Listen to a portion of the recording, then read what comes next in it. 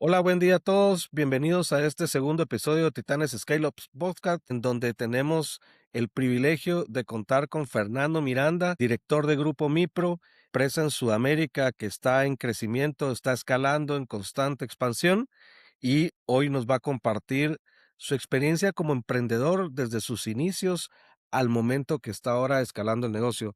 Fernando, bienvenido, gracias por estar en este episodio del podcast y muchas cosas que tenemos que hablar el día de hoy. Así que sé bienvenido de nuevo. Fernando, Gracias, cuéntanos José. un poco de ti, de tus inicios como emprendedor y cómo estás ahora. Bueno, primero gracias por la invitación. Me encanta poder compartir mi historia. Creo que en modestia aparte es una historia interesante. Primero quisiera poner un marco de referencia. Yo trabajé en varias empresas en áreas de marketing. Mi expertise, digamos, viene del marketing. Trabajé en productos de consumo pasivo, en productos que iban enfocados a ferretería, en diferentes segmentos de mercado. Y siempre yo en mi cabeza tuve la visión o las ganas de emprender. Mi papá era empresario, él estaba en la industria de la gasolina, era gasolinero, y obviamente yo crecí en un hogar donde vi el beneficio, digamos, de ser empresario, ¿no? De tener un poco, ya cuando el negocio está funcionando bien, tener ciertas libertades, tener ciertas licencias como para poder ir por el camino que uno desea ir y no necesariamente por lo que la organización donde uno trabaja quiere ir.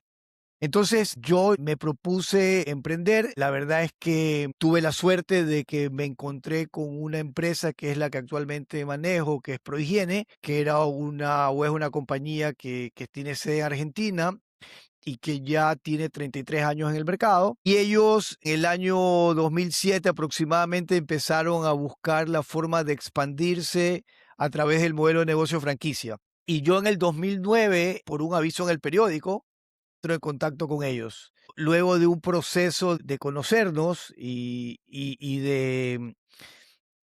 tal vez en mi caso de pasar como un filtro donde ellos estaban buscando a alguien para que pueda desarrollar el negocio acá en la ciudad de Guayaquil, donde yo vivo, en Ecuador, me seleccionaron a mí. Pero igual yo al principio tenía un poco de temor, ¿no? Porque cuando uno empieza un negocio de cero, siempre hay el miedo a que no me vaya bien, ¿no? Sobre todo ustedes tienen que haber escuchado la famosa estadística que todos los emprendimientos duran, o muchos emprendimientos, creo que el 90%, no sé si no pasa el primer año, no pasa los 5 años, no me sé el número exacto, pero sí hay una estadística que demuestra que no todo el mundo que emprende le va bien.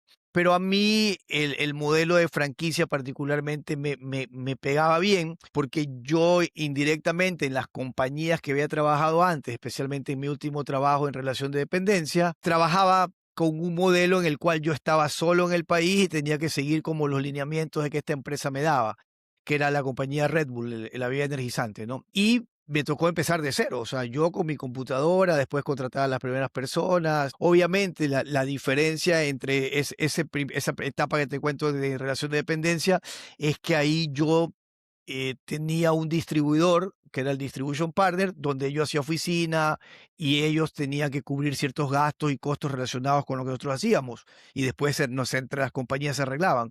Acá ya cuando empecé a emprender era todo bajo mi bolsillo, mi dinero, y obviamente sí la franquicia te daba algunos lineamientos, algunas cosas, y finalmente luego de un tiempo entre que sí, que no, que dudas y todo, en mayo del 2010 arrancamos en Prohigiene Guayaquil, empezamos 4 personas con muchas ganas, mucha ilusión, y realmente el primer año de nuestro trabajo fue un año en el cual cumplimos nuestras metas, pero éramos una compañía pequeña, ¿no? Al final del primer año terminamos siendo 7 personas y yo estaba súper contento porque la verdad es que sentía que a pesar de que éramos muy chiquititos, las cosas estaban funcionando bien. Y con el pasar del tiempo, bueno, la historia es mucho más larga, ya la iremos seguramente conversando. Ese negocio fue creciendo mucho, ¿no? Súper buenísimo. Y hoy estás en distintos mercados, ¿verdad? En Ecuador, en Perú, en Chile. ¿Cómo fue ese proceso de pasar de ser una empresa pequeña a ir creciendo el negocio, tomando nuevos territorios, creciendo en personas y la complejidad crece y los procesos etcétera, toda la infraestructura escalable que necesitas tener para poder gestionar esto y se convierte en Grupo Mipro, ¿cierto? Correcto. A ver, mira, lo dije hace un rato, yo creo que tuve mucha suerte de encontrarme con personas buenas, las personas con las cuales compartíamos los valores. Creo que ellos vieron en mí un potencial para desarrollar más plazas, que fue un poco lo que fue pasando. Hay un grupo que tú lo conoces, José, que es el Grupo PAR, que está en Centroamérica, que era liderado en esa época por Miguel Palacios, y para mí Miguel Palacios era como un referente porque él ya tenía varias operaciones en diferentes países, ¿no? Entonces a mí, por este primer año bueno que te contaba, se me dio la oportunidad después de abrir la plaza de Quito en Ecuador, porque Prohigiene normalmente entregaba o entrega las franquicias más por ciudades que por país. Entonces, bueno, lo mismo, me puse una mochila, viajé a Quito, había contratado a un gerente con el que había trabajado conmigo antes, una persona en la cual yo confiaba mucho, y con él empezamos desde cero una compañía también en Quito con la marca Prohigiene, un poco el mismo proceso, que era buscar una contadora, buscar oficina, comprar los muebles de la oficina, contratar a las primeras personas y empezar a operar. Luego, con el paso del tiempo, Quito empezó a funcionar bastante bien, Guayaquil ya nos iba bien, veníamos creciendo de manera importante, de hecho ganamos con Guayaquil algunos reconocimientos dentro de la red Prohigiene por el trabajo que veníamos haciendo, y en el 2013 se me da la posibilidad de internacionalizarme, irme a Lima, Perú, y un poco el proceso fue similar, ¿no? Yo conocía ya Lima por mis trabajos anteriores, tenía algunos contactos allá, viajé a Lima con mi mochila. Obviamente, previamente había contratado a un headhunter para que me ayude a identificar un gerente. em, bueno, el tema del contador, el abogado para constituir la compañía. Y nuevamente el mismo proceso, ¿no? Busca oficina, toda la cuestión. Ahora, la verdad es que yo todavía tenía muy poco tiempo en el negocio en Ecuador cuando me lancé a Lima, pero lo hice porque dije, bueno, aquí hay una oportunidad para seguir creciendo, pero a diferencia de Ecuador, en Perú me costó mucho más poder desarrollar el negocio como lo habíamos hecho acá, ¿no? Mucho tiene que ver con las personas, ¿no? Porque digamos que acá no eres un gerente que llegas a una compañía que está funcionando, sino que termina siendo como un gerente emprendedor. Y esas habilidades y capacidades de ser multitasking o ser multitareas, digamos, o tener todos los frentes abiertos, no siempre todo el mundo tiene la capacidad o la habilidad de poder hacerlo. Porque al final de día, el nivel de apoyo que yo le daba como gerente o CEO del grupo en esa época estaba limitado a mis conversaciones y a mis visitas, ¿no? Porque por otro lado estaba la franquicia que te daba lineamientos. No es una franquicia, y en esa época particularmente, porque la franquicia iba evolucionando, pero tenía todas las metodologías, los manuales, como puede ser una de comida rápida, una franquicia grande, digamos, un McDonald's, que seguramente al que le invierte ahí le da todo y le enseña todo. Es mucho también la habilidad del líder de la empresa, ¿no? Entonces, pero bueno, empezamos en el 2013 en Lima, em, y fuimos construyendo de a poco la compañía, empezamos chiquitito. En el 2016 abrimos una oficina en Cuenca, Ecuador, era una nueva sucursal de la compañía de Guayaquil, lo cual nuevamente el proceso igualito, busca un gerente, trátalo, oficina, todo, pero ya había un poco más de experiencia, y la parte administrativa y financiera la manejábamos desde Guayaquil porque era una sucursal de Guayaquil, ¿no? Luego me pasó que en el 2018 se abrió la oportunidad, 2017 a finales, se abrió la oportunidad de Santiago de Chile. Me dijeron, Fernando, ¿por qué no vamos a Santiago de Chile? Mochila al hombro de nuevo, viaje a Santiago de Chile me queda a mí desde Ecuador más lejos, son 4 horas. En Lima es 1 hora y media, 1 hora y 40, 4 o 5 horas Santiago. Y en Santiago no tenía tantos conocidos, pero había una pareja de amigos míos a los cuales quiero mucho, estimo mucho. Ella es ecuatoriana, él es chileno, que eran como el contacto que me podía ayudar a buscar las cosas que iba a necesitar, el abogado, todo.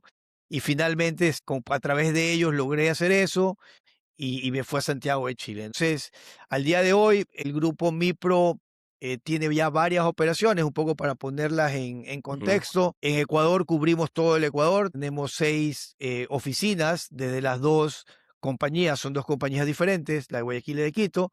Estamos en 6 ciudades con oficinas ya operando. En el caso de Perú tenemos Lima y Trujillo, y en el caso de Chile tenemos Santiago y la quinta región, ¿no? Entonces, lo que comenzó como un emprendimiento chiquitito, hoy en día el grupo Mipro tiene alrededor de 170 personas ya trabajando en todas estas oficinas, ¿no? Genial, buenísimo. Felicidades. Es un crecimiento súper interesante. Y en ese viaje de crecer el negocio desde que empiezas con el emprendimiento y convertirte en la empresa que eres ahora, ¿cuáles fueron tus mayores retos en las diferentes etapas? Porque son retos distintos al principio cuando eres solo tú, pero también cuando ya se van involucrando 50 personas, 100 personas. ¿Cuál ha sido tu mayor reto? A ver, primero que quisiera decirte algo que para mí es importante. Nunca en el camino de ser empresario o de emprendedor a empresario me cuestioné por qué me metí en esto, ¿no? Pues te puede pasar que te metes en un negocio y de repente las cosas no caminan bien y dices, chuzo, ¿por qué me metí en esto? Esto no es para mí. Eso creo que para mí es importante decirlo porque nunca me cuestioné. Lo que sí, para mí el mayor desafío es haber tenido o haber atraído a las personas correctas para que estén en las posiciones correctas. Eso creo que es un desafío permanente, porque siempre nosotros al final del día lo que queremos es que la compañía y el negocio funcione y crezca, ¿no? Entonces el tema era que crecíamos orgánicamente, es decir, no había ningún proceso en el cual decíamos, aparte de incluir a un vendedor nuevo, vamos a, no sé, abrir otra oficina, vamos a hacer este programa, vamos a hacer este proyecto, sino era mucho más de súmale vendedores, entonces en la medida que yo tenía más vendedores, iba a vender más.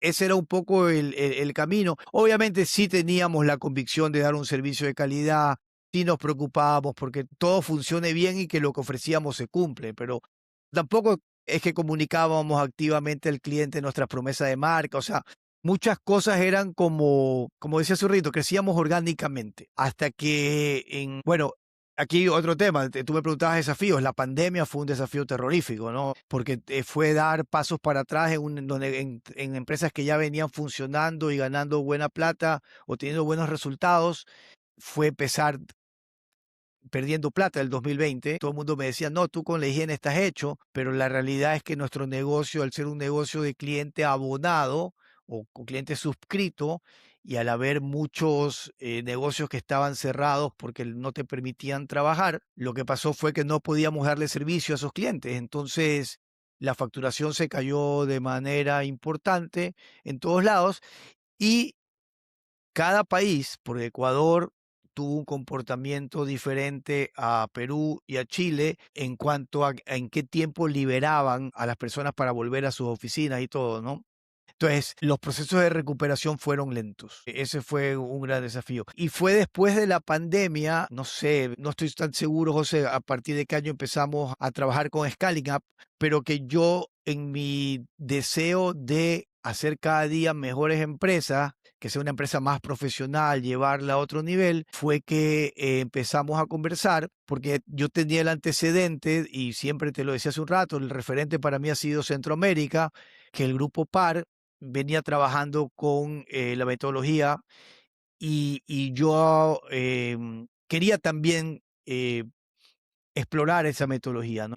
Decidimos empezar a trabajar con la metodología y realmente para nosotros y para mí en lo personal ha sido un cambio total en la forma que veníamos trabajando y operando, ¿no? Si bien es cierto, siempre nos fue bien, cumplíamos nuestras metas, creo que hoy en día a nivel empresarial estamos en otro nivel, ¿no? Y otro desafío que creo que tiene todo empresario son las personas. ¿Cómo logramos que ese grupo de personas que trabajan con nosotros se sientan contentos, se sientan comprometidos, quieran hacer que las cosas que se tengan que hacer se hagan?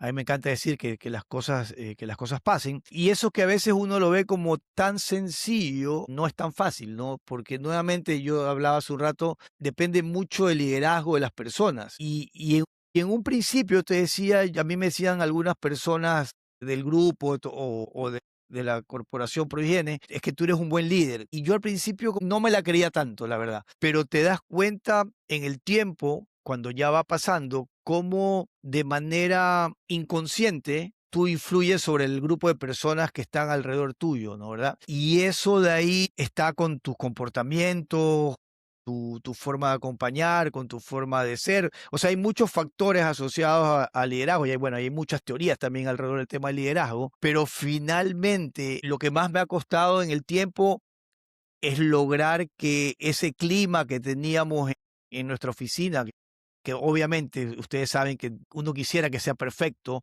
pero que es muy bueno, esté replicado en todas las otras operaciones, porque para mí el secreto de nuestro éxito ha estado en que realmente hemos tenido equipo de personas que están comprometidas y quieren hacer las cosas que tienen que hacer para que nuestro cliente esté contento. Y replicar eso no es tan fácil. Y entonces ahí es cuando nosotros ya dentro de nuestra metodología de trabajo antes de trabajar con ustedes ya hacíamos encuestas de clima laboral, porque teníamos una herramienta que estaba enfocada a eso. Si bien es cierto, yo no tenía una persona de talento humano propiamente dicho en la compañía, en esa época yo sí me preocupaba mucho de esas cosas, ¿no? Y cuando hacíamos las mediciones te aparecían cosas que tú no esperabas, sobre todo en las operaciones donde yo físicamente no estaba, ¿no? Y con el tiempo, obviamente, ya hemos profesionalizado mucho más la empresa, tanto así que el grupo tiene una jefa de talento humano desde hace un año que me ha ayudado muchísimo a estar con los equipos, con los gerentes,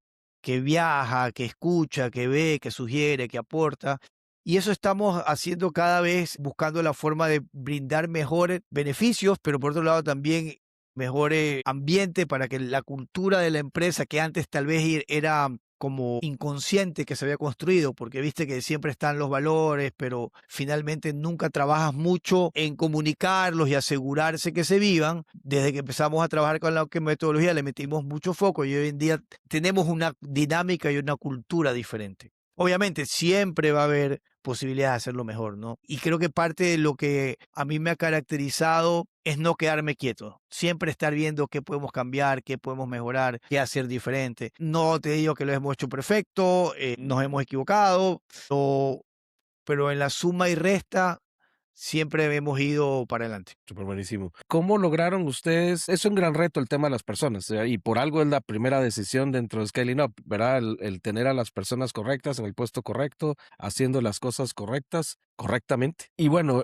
se oye corto el proceso de decir, tengo esta cultura dentro de la ciudad de Guayaquil y cómo voy atrayendo personas que encajen en esa cultura y especialmente replicarlas en otras operaciones para que el grupo sea un grupo homogéneo y no sean distintas culturas dentro de cada operación que dependan de la forma de ser del líder del momento, sino que sea la cultura del grupo. ¿Cómo lograste eso? Bueno, a ver, como yo decía hace un rato, primero, al ser parte de la franquicia, Prohigiene nos definía los valores de la corporación. Y después de la pandemia, inclusive ellos repensaron cuáles eran los valores y los pilares en los cuales se sustentaba la cultura de Prohigiene. Sin embargo, em, nosotros pensamos que teníamos que agregarle algunas cosas a lo que ya había. Entonces, sobre lo que Prohigiene nos había transmitido, porque obviamente somos una operación que representa a la compañía Prohigiene y somos los ejecutores de la marca en los territorios donde estamos, pero ya en la parte operación como tal había ciertas cosas que nosotros le queríamos agregar. Entonces, de 6 valores que tenía pasamos a 10, ¿no? ¿Verdad? Entonces, cuando empezamos el proceso con ustedes de un poco definir el propósito que ya venía como con la franquicia, nosotros le hemos dado también algún alcance un poquito mayor. Te pongo el ejemplo sencillo. El propósito de Prohigiene es brindar bienestar a soluciones de higiene.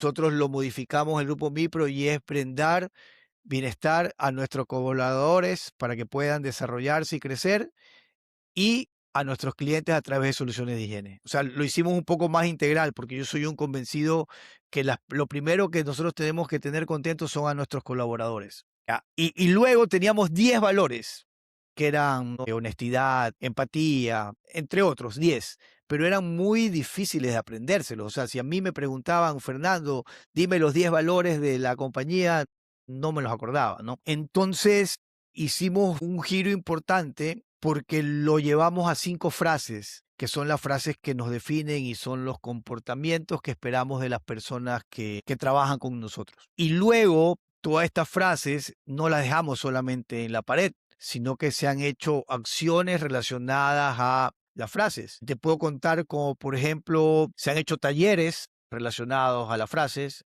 se han hecho entregas de PIN y reconocimientos a quienes cumplen con alguna tarea específica relacionada a la frase. Yo me leí el libro Sapos y en el libro Sapos también te decían que era importante tener como un ebook. Entonces cada persona que entra recibe su ebook donde están las frases que nos definen, pero también hay testimoniales de los colaboradores que han trabajado con nosotros de qué piensan y qué sienten ser parte del grupo Mipro, ¿no? Entonces, algo que antes era como muy estático, estaba en la pared, lo convertimos en algo muy dinámico y las frases permanentemente las usamos en nuestras reuniones, ¿no? Las frases son, hacemos que las cosas pasen, somos brutalmente honestos, que eso lo aprendimos mucho de la metodología, pero nos pareció tan bueno que lo usamos porque finalmente las personas tienen que decir qué piensan, qué sienten para que sientan que pueden participar y no se sientan que no son parte de las decisiones que tomamos. Amamos lo que hacemos, superamos las expectativas y son frases muy potentes porque finalmente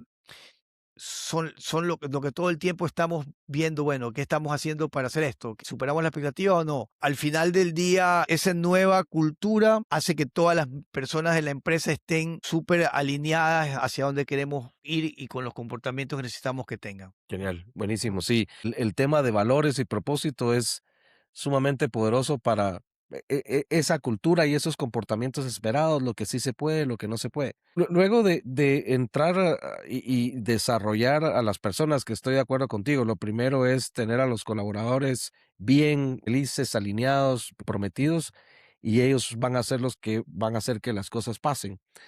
Ahora, llega un punto, tú comentabas hace unos momentos, iban creciendo orgánicamente, iban creciendo bien, etcétera, y luego pasan a un momento de visión, de estrategia, de definir promesa de marca, etcétera. ¿Cómo fue esa diferencia entre ese crecimiento orgánico a intencionalmente decir, dentro de 10, 30 años quiero estar acá y que todo lo que tengo que hacer para llegar ahí? A ver, primero te diría que es un proceso desafiante porque en cierta forma, y como yo les he contado, a nosotros nos iba bien, pero nos podría ir mucho mejor. Y al principio empezar a pensar cuesta. Creo que el tema de la planeación o del pensamiento estratégica es como el ejercicio. No sacas el músculo al primer día. Es un proceso constante de aprendizaje y mejora porque finalmente, probablemente yo que había venido de otras empresas y que había trabajado en otras cosas a nivel gerencial, digamos, tenía algún conocimiento sobre el tema,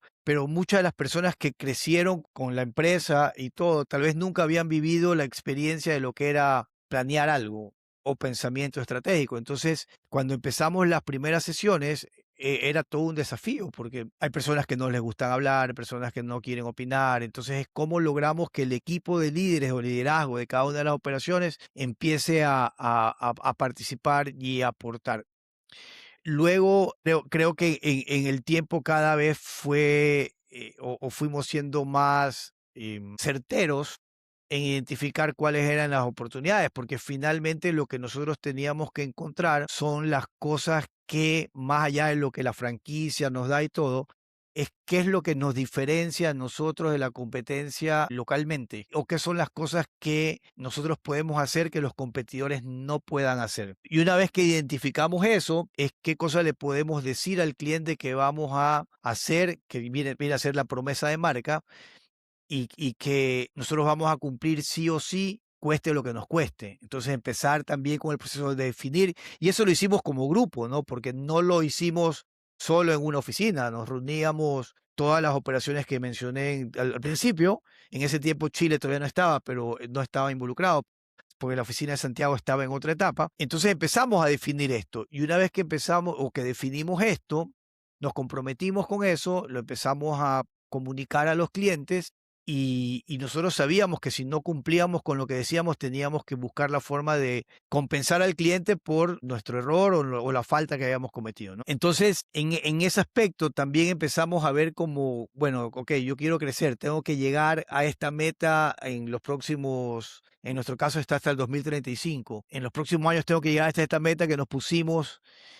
¿Qué tengo que hacer primero en los próximos 3 años para llegar a la meta? Pero después aterrizar lo que voy a hacer el año que viene y cuáles van a ser las cosas que yo tengo que mover para lograr el ritmo de crecimiento para llegar a esa gran meta. Y ahí empiezas a identificar las oportunidades, no sé, lanzar nuevos productos al mismo grupo de clientes, digamos, hacer cross-selling, upselling a los clientes actuales, abrir una sucursal en otra ciudad, porque algo que para nuestro negocio ha sido importante es la cercanía, porque cuando yo estoy en una plaza, la puedo desarrollar toda la plaza de mejor forma, una cobertura más extensiva de la zona, ¿no? ¿Verdad? Y son cosas que ya uno bueno, eso lo voy a hacer en tal trimestre, tal fecha y tengo que cumplirlo. En el pasado era, sí, tal vez abremos una sucursal, pero ¿cuándo? Ahí vemos cuándo la abrimos. O sea, era como muy poco tal vez, a ver, no diría que nunca hubo una idea en la cabeza, seguramente sí, pero no estaba puesto en ningún lado, no había un plan específico, no había el responsable específico.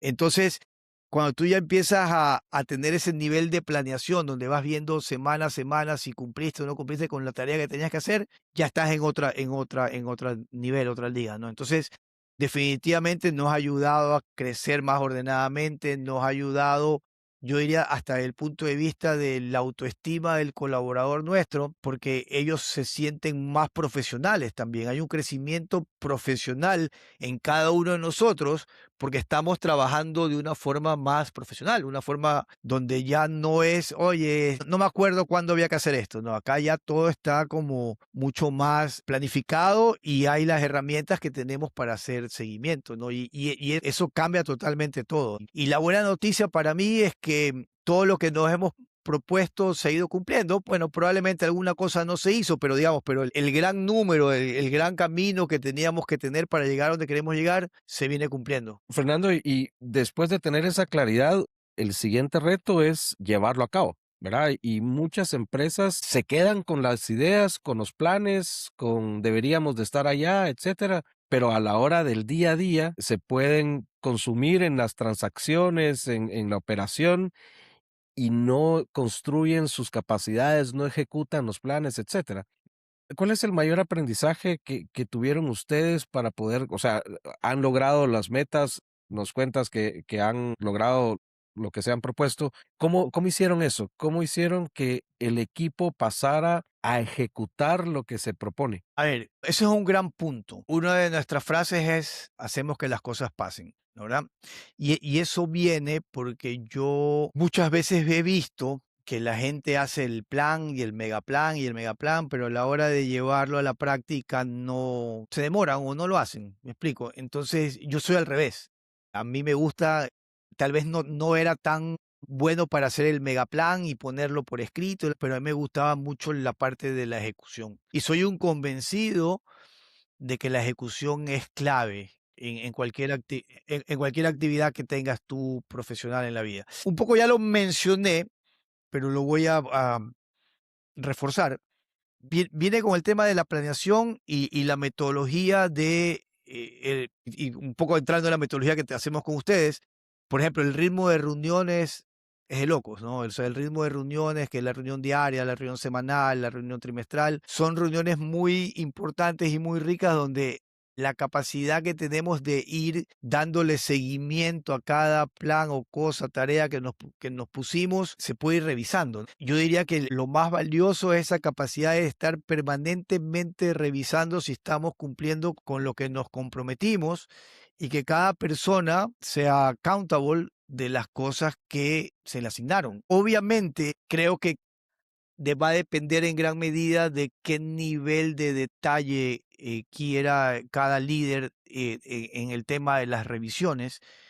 Pero también en mi caso particular estoy claro que el hacer microgerenciamiento o micromanagement no es bueno, me explico. Entonces tenemos que dejar que las personas se desarrollen, ¿no? ¿Verdad? Entonces cada cual ya tiene claro hacia dónde tiene que ir y por qué tiene que responder. Entonces es más sencillo todo. Entonces cuando ya la metodología entra y ya es parte del día a día, probablemente ya nosotros ni siquiera nos damos cuenta de que estamos haciéndolo porque ya estamos en automático, me explico, ya es parte de nuestros hábitos. Y yo creo que realmente el éxito está en eso, ¿no? En tener este ritmo de reuniones que te ayuden a que todo lo que te comprometiste se haga y darle seguimiento con esa periodicidad dependiendo de las reuniones. Súper. Y que las personas sean accountables. Me gusta mucho ese concepto. O sea, no es que mi jefe me tenga que mantener accountable y estarme preguntando, sino que cada quien responde en el ritmo de reuniones por sus cosas, ¿verdad? Y eso vuelve a la empresa autogestionable. Claro, Ahora, algo que te agrego, empezamos a agregar KPIs que antes no teníamos, a ver cómo íbamos el KPI en el día, en la semana, o sea, me explico, empezamos ya a jugar con una liga más profesional y obviamente el KPI, hay una visión de que el KPI es el resultado, no, el KPI es un indicador que te sirve para gestionar y a veces los equipos quieren ver su KPI bueno, pero no necesariamente es lo más importante. Lo más importante es que si el KPI sale un número que te llama la atención es cómo lo resuelvo para que se ponga en mejor número, pero no es el fin finalmente de tener el KPI bueno, porque no sé si me explico en la diferencia. sí, o sea, que sea más predictivo y que te ayude a tomar decisiones. O sea, los KPIs es para precisamente ser accionables. Correcto. Pero hay personas que lo ven como el resultado. Me explico, mi KPI está malo, entonces yo soy malo. Y no es eso, pero bueno. Claro, y me van a medir solo por esto, ¿verdad? Sino Sí, que es sí. precisamente para que te ayude a tu gestión. Se tiene la gente correcta, hay claridad de hacia dónde quieren ir, las personas se están ejecutando y escalar consume efectivo, Fernando.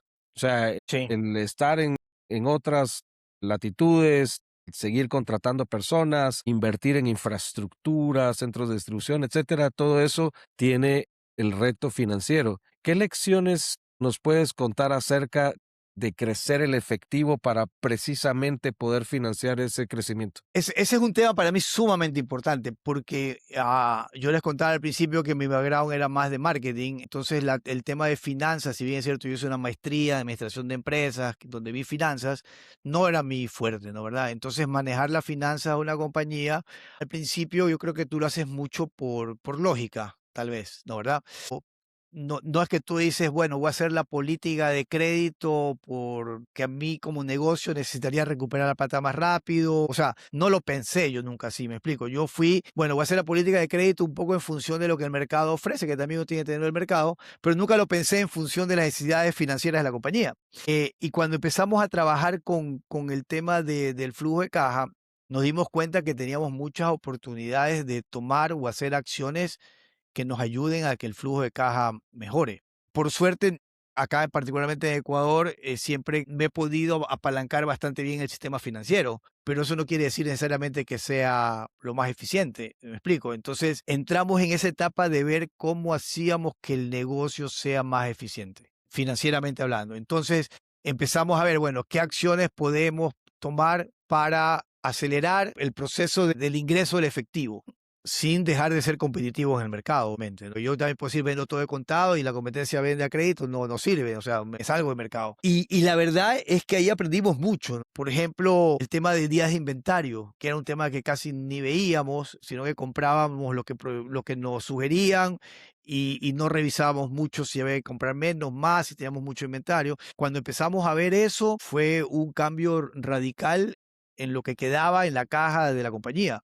De hecho, yo diría que, y voy a hablar de la operación de Guayaquil, donde estoy en el día a día, estoy más cercano, tenemos el mejor flujo de caja de nuestra historia. O sea, realmente empezamos a ver el impacto de las acciones que tomamos para asegurarnos que la plata ingrese. Entonces, al comprar más inteligentemente, obviamente el flujo de caja mejoró. Otra de las cosas que puedes hacer tú es renegociar con proveedores para tener más crédito. Nosotros no tenemos muchos proveedores, pero hicimos un par de cosas por ahí que también nos ayudaron a mejorar nuestro flujo de caja. Entonces te diría que en realidad probablemente esa variable que tal vez las empresas pequeñas que se van convirtiendo en medianas, como somos nosotros, cuando son pequeñas, no lo miran. O yo creo que muchos no lo miran, o sea, o no lo miran técnicamente a ver qué puedo hacer para mejorarlo. Y todas esas mejoras nos han dado a nosotros un resultado muy bueno porque hemos disminuido nuestro apalancamiento con los bancos. Yo no digo que estar o deber a un banco, o sea, es normal, digamos, puede, se debe, pero a veces puede ser más eficiente tú mismo en la operación para que eso que tengas que empezar a buscar lo traigas del negocio y no lo busques en un banco, ¿no? Ni en los accionistas. Y, digamos, esa conciencia financiera quedó solo de tu lado y del equipo de finanzas o pasó a ser conciencia financiera de todo el equipo. Pasó a ser todo el equipo. Obviamente es un proceso porque de partida no todo el mundo entiende la parte financiera, pero también es parte de nuestras dinámicas de reuniones con los líderes. Todos los líderes participaron en el proceso de definición de qué vamos a hacer y de qué mejoras podemos hacer para mejorar el flujo de caja. Entonces el concepto ya está metido en las personas. Que hay oportunidad de profundizarlo, seguro, pero ya algo que nunca veíamos, ahora lo vemos de otra forma. Genial. Fernando, de cara al futuro, de cara a ese crecimiento, a esa meta del 2035, ¿qué cosas ves importantes seguir desarrollando y cuál es el futuro del grupo? A ver, yo creo que debemos que seguir trabajando en la misma línea, pero profundizando en todas las decisiones, de las personas correctas en los puestos correctos, definitivo. Tenemos que revisar cada cierto tiempo si la estrategia tiene que cambiar. Y nuestra estrategia hoy en día pensamos que es la correcta. Mejorar nuestras habilidades de ejecución, siempre se va a poder hacer mejor. Y finalmente seguir trabajando en línea con la salud financiera, ¿no? Ver de qué forma nosotros logramos que cada día más el negocio dependa menos de financiamiento externo y que le podamos sacar el máximo provecho a lo que la operación dé. Yo creo que el futuro del grupo es seguir creciendo en plazas, en los países en donde estamos, ir viendo donde hay oportunidades de poner más sucursales. Entonces eso va a implicar más personas, va a implicar más recursos, va a implicar probablemente nuevas habilidades, porque controlar una operación a distancia no es lo mismo que estar ahí, no solamente de mi parte, sino de todos los líderes funcionales que están atrás, ¿no? Eso requiere también en algún momento mejorar en tecnología y dependemos un poco ahí de la franquicia e innovación en productos, que es parte de lo que se está trabajando. Genial, genial, buenísimo. Fernando, para las empresas que están en crecimiento, que están pasando de empresas pequeñas a medianas o las medianas que están en constante crecimiento, con todo esto que has vivido, ¿cuáles son las tres cosas más importantes que le recomendarías a un fundador o a un CEO de decir, ponle foco a esto porque esto es lo que te va a ayudar a escalar? Un poco yo creo que se resume en los temas que hemos conversado, creo yo, ¿no? Yo creo que atraer el talento humano correcto es vital y luego tener la lectura correcta del mercado para definir la estrategia que te va a diferenciar en lo que vayas a hacer versus cualquier otro competidor. Hablábamos en algunas de tus capacitaciones también el tema de los océanos azules, ¿no? Encontrar mercados donde no hay nadie, que sería lo ideal, pero no siempre eh, es sencillo. Y algo que yo creo que debe tener un empresario es la capacidad de cuestionarse permanentemente y estar abierto al aprendizaje. No pensar que ya sé todo, no creer que no necesito tal vez una visión externa o una ayuda externa de las cosas que estoy haciendo, porque finalmente hay veces que ya cuando tú tienes mucho tiempo haciendo lo mismo ya no te das cuenta de las cosas, ¿no? Entonces, tener visión externa. Y para mí particularmente, empezar a trabajar con la metodología de Scaling Up ha sido, como dicen los gringos, un game changer, porque pasamos de un nivel de empresa a otro nivel de empresa. Y eso a mí, en lo particular, me da mucho orgullo, porque a mí, más allá de cuánto dinero me quede, a mí lo que más me da satisfacción es ver cómo los equipos que están alrededor mío, la gente crece, la empresa crece, la reputación, la imagen de la marca, todo. Eso es lo que me da más alegría y satisfacción que el dinero per se. El dinero es una consecuencia de hacer esas cosas. Y siempre yendo por también, y esto que también es más importante, dentro del brutalmente honesto, predicar o sea, actuar como predicas, ¿no? Porque finalmente yo pienso que la reputación de las personas y la reputación de una compañía es el activo más importante que puedes tener. Gracias Fernando por esos insights importantes. Fernando, se nos acabó el tiempo, tenemos muchos temas todavía que quedan abiertos. Me gustaría volverte a tener en otro en otro episodio y probablemente profundizar más y hablar una hora solo de gente o hablar de estrategia o de ejecución o de efectivo. Te agradezco mucho el espacio que nos diste, la experiencia porque nos sirve a todos para poder crecer y qué gusto tenerte de nuevo acá, de tenerte acá. Encantado, para mí la verdad que es muy, me gusta mucho poder compartir. Obviamente, como lo dije al comienzo, no me las sé todas, y creo Ujú. que he aprendido algunas cosas y creo que siempre hay que mantenerse, insisto en esto, en modo de aprendiz, porque el día que pensemos que ya sabemos todo, dejamos de aprender. Así que bueno, a las órdenes, te mando un abrazo, José, y éxitos en todo lo que hagamos. Igualmente, un fuerte abrazo, Fernando. Gracias. Hasta luego. Y a ustedes, muchas gracias por acompañarnos en este podcast y nos vemos en el siguiente episodio. Hasta luego.